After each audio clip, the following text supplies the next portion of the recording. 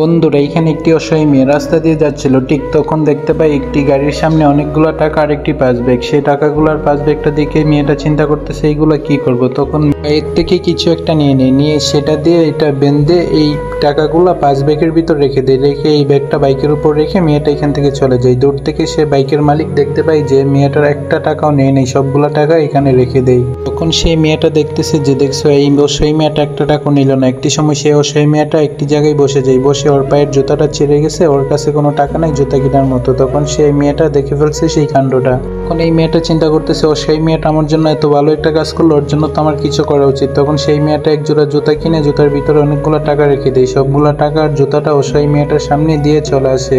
যখন মেয়েটার ঘুম ভেঙে গেল তখন দেখতে পাই যে সামনে একটি ব্যাগ। ব্যাগটা খুলে দেখে যে ব্যাগের ভিতরে এক জোড়া জুতা আর অনেকগুলো টাকা। এতগুলো টাকা পেয়ে তো সেই মেয়েটা খুশি, আল্লাহর কাছে দোয়া করে। তো বন্ধুরা, এত সুন্দর কাজের জন্য চ্যানেলটা অবশ্যই সাবস্ক্রাইব করে দিব।